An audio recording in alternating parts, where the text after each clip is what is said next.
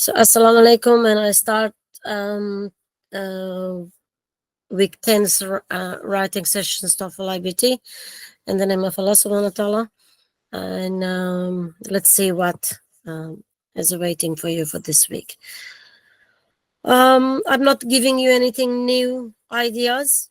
By now, I've introduced you to quite a lot of ideas, tricks, tips, and please go back to those presentations and listen to the recordings if you have missed it.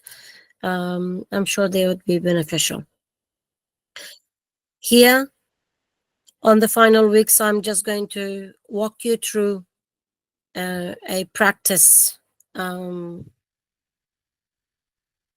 articles and an essay, and then I'll explain the homework that you're going to be doing. So this week, the reading article is on olive trees. Notice that now I even start putting in bracket how long you should be spending on reading. So timing is very crucial. You really need to have a stopwatch as you're preparing and practicing. Go back to those of you who have been with me from the beginning. Go back and even redo week 1 and week 2 and week 3 and so on, and practice, please. So you're supposed to be taking 3 minutes, and it is on olive tree. Olive trees, which are a critical component of Mediterranean agriculture, are threatened by bacterium, which causes a disease called quick decline syndrome, or QDS. This bacteria can quickly destroy the trees and has already devastated entire olive groves in Italy and Spain. There are several methods to protect olive trees from QDS, but the following 3 are widely considered to be the most effective. Notice this is the reading article, so lecturer's view is not coming into it. Early detection of the bacteria is critical, and to prevent the spread of the disease, farmers should regularly inspect their trees and look for signs of the disease, such as yellowing and withering leaves, dying branches, and slow growth. If a tree shows signs of infection, it should be immediately removed and burned to prevent the spread of the bacterium to other trees. The government and agricultural organization can also play a significant role in early detection by encouraging farmers to take part in this strategy. Promoting the overall health of olive trees is another effective strategy to prevent the spread of the bacteria. Trees that are in good health are better equipped to resist infection and recover from the disease. Proper irrigations, fertilization, and trimming are also essential for promoting tree health. Farmers can also plant saplings that have shown some genetic ability to resist Xylella, this disease. Since the bacteria is transmitted to olive trees by sap-sucking insect, mainly the splitback, reducing the population of such insects is crucial in controlling the spread of the disease. The most effective method farmers can use to control insect population is spraying chemical insecticides. An additional strategy is to introduce natural predators of the insects, such as ladybugs, lacewings, and wasps, which can help reduce their population over time. So this was the reading article.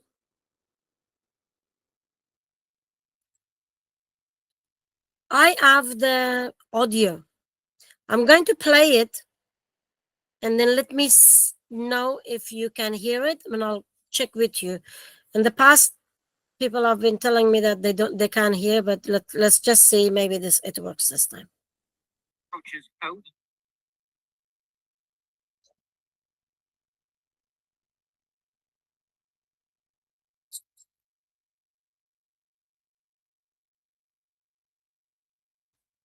Did you hear any voice? Let me just come back to see your reaction. Was there any sound coming your way? No? Okay. So this is why I just wanted this. It's don't worry. So the PowerPoint is going to be shared, but maybe because of the distance, maybe because of the sound that is stopping, you will be able to play it. But remember also that in Telegram group, I will put the recording separately also, just in case if the software is not allowing you to play. So I will include a sound recording that you're going to be listening. So if that's the case, then I'm going to skip this part and I'm just going to go to the essay.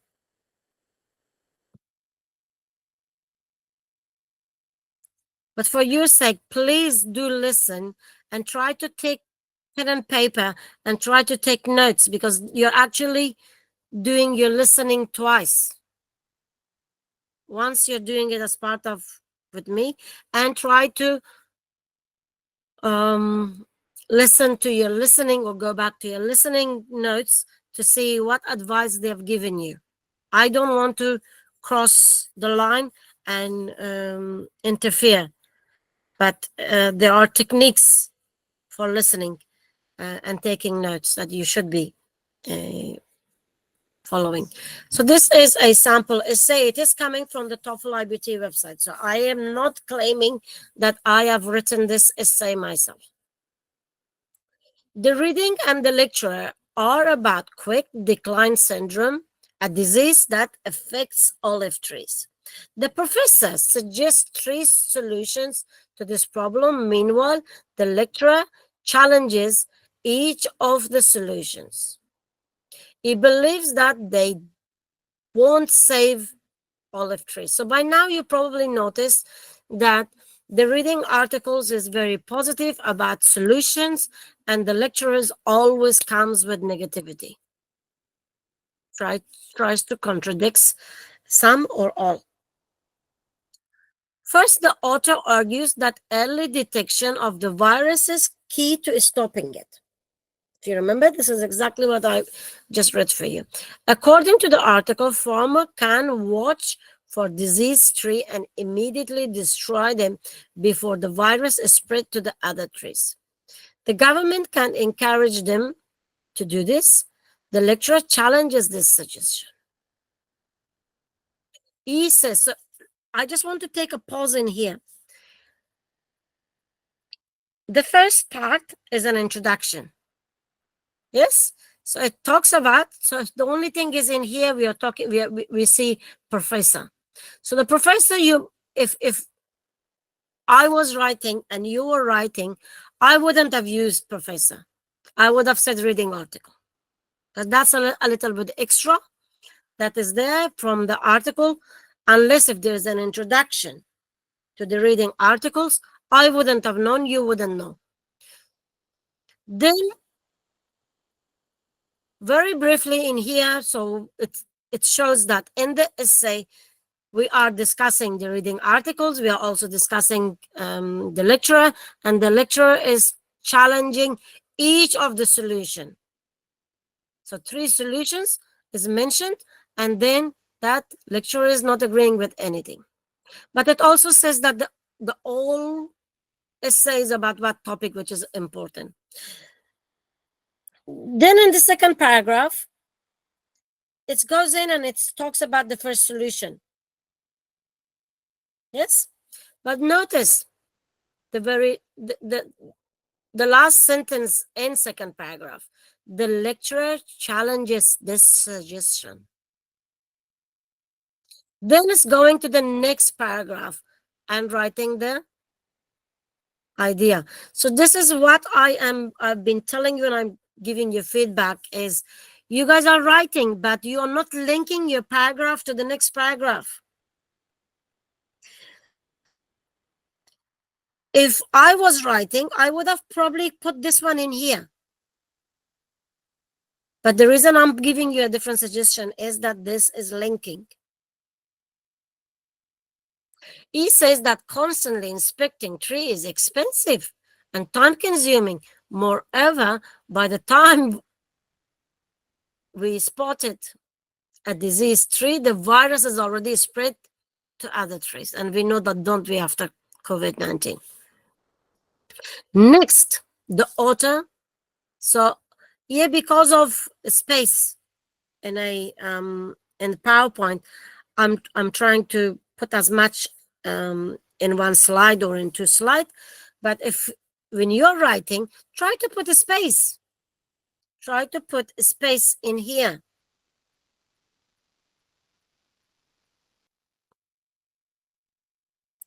Next, the author says that promoting the overall health of olive tree is an effective solution, as they are more able to resist disease. This can be done through proper trimming and irrigation, and also through planting saplings that are designed to resist the virus. Now, here is talking about how I would have joined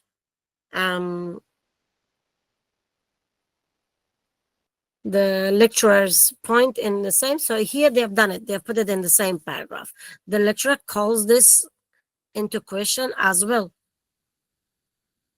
He notes that this won't guarantee protection, as even healthy trees can become affected.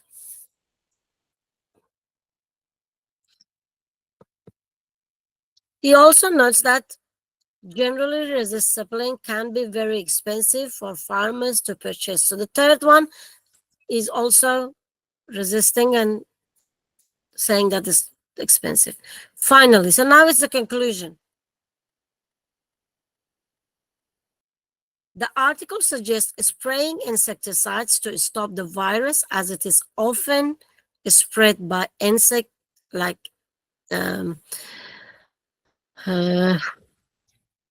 spittlebug. Natural predators like wasps and ladybugs can also be used to control their population. The lecturer, however, says that insects gradually adapt to insecticides, so they won't help on the long run. Not only that, natural predators might just fly away to a place where they aren't needed. It's hard to tell when this has happened, since olive groves are in rural areas.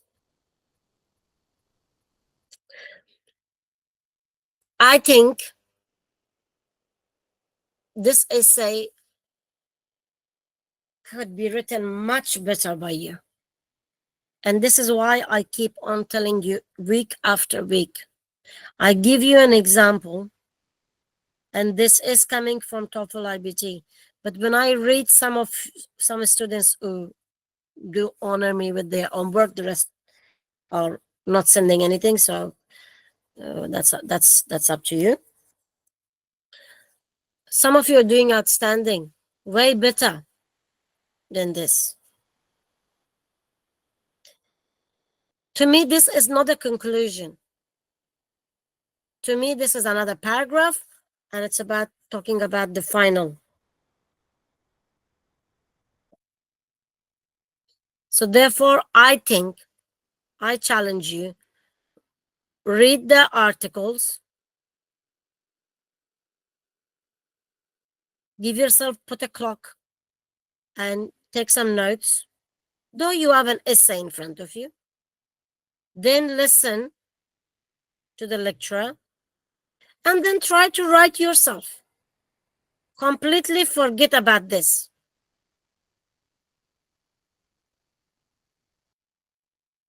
I think you can do better. And also it gives you opportunity to practice more. So for you, for this week, I've given you a reading article. Machu Picchu is a 15th century Inca situated in Indian mountain of Peru. This ancient site has puzzled historians and archaeologists for centuries, with many theories proposed to its purpose. Over the years, archaeologists have put for three possible reasons for the construction of the Machu Picchu. One possibility is that Machu Picchu was built as a permanent royal state for the Inca Emperor Pachacuti. As the ruler of a major empire, Pachacuti could have needed a luxurious and impressive residence located at the top of a mountain with breathtaking views of the surrounding landscape. Machu Picchu would have been an ideal location for such a residence. Anyone coming to meet with the emperor would have been impressed by his apparent power and wealth. This feature might have helped him to maintain his rules over the people of the region. Another theory is that Machu Picchu was built as a ceremonial and religious center. The were a deeply religious people, and their empire was filled with temples and shrine dedicated to their gods and um, goddesses. It is possible that Machu Picchu is just another shrine, albeit very large one, but it is impressive stonework and intricate carving. It may have been built as a sacred site for a religious ceremony and ritual. A third possibility is that Machu Picchu was built as a defensive fortress located at the top of the mountain and surrounded by steep cliffs. The site would have been very difficult to access, but easy to defend. This strategic location, combined with the strong walls and trace of the um, citadel, would have made Machu Picchu a perfect military stronghold. Invading armies would have found it very challenging target. Consequently, in times of invasion or domestic unrest, the Inca armies would have retreated to the fortress for safety. So, a very different article compared to what you've been given for the last couple of weeks. And the lecturer's view, once again, is going to be shared with you. So, what I am asking you is to practice your writing essay, read the articles, try to read it a couple of times. There was lots of big mouthful words that even I struggled to pronounce them. Um, Try to get an understanding what it's about, how many points. Practice your paraphrasing. Once you have done that, remember you're supposed to be doing 3 minutes. See if you can. How long does it take you for the 3 minutes? And if it takes you longer, that's okay. But at least give yourself that you're supposed to be doing only 3 minutes of your reading and taking notes. Then after that, listen to the sound recording. Once you've done, now you're planning your essay. And like every week I've been telling you is, I think it's probably better to dive into the points. Point 1, point 2, point 3. And what you can do is you could just do point 1 of the reading, point 2 of the reading, point 3 of the reading. Then from your summary, put in the lecturer's point of view, whether you want to do it as a separate paragraph, whether you want to do it in the same paragraph, put them in. Now you have got the most important part of your essay, which is the body.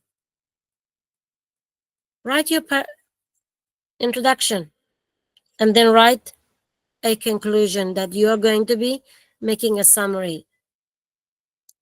And by doing so, just check quickly that you don't have spelling mistakes, your punctuation is correct, and then send it. by email to me. Now, remember that next week I'm going to be very busy. So this Saturday, you've got tonight, tomorrow, which is Thursday, you've got Friday, and your Friday night. Your time is my Saturday morning, which I start marking. If you have any homework that you have not completed, this is the time that you use my generosity and make your submissions. Because Monday I'm returning back to my work, then I only have limited time, and that is going to be your Friday night and my Saturdays mornings.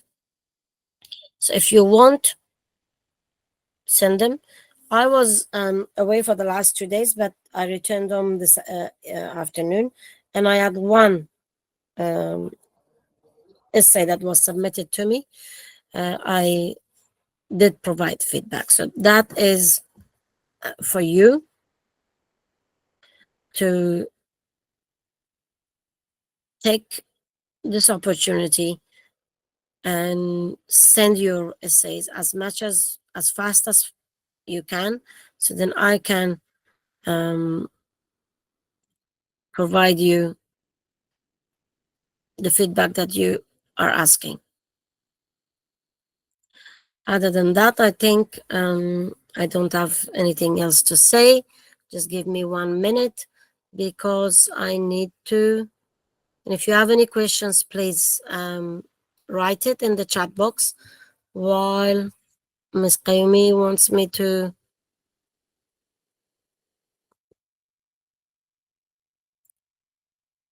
help her with attendance.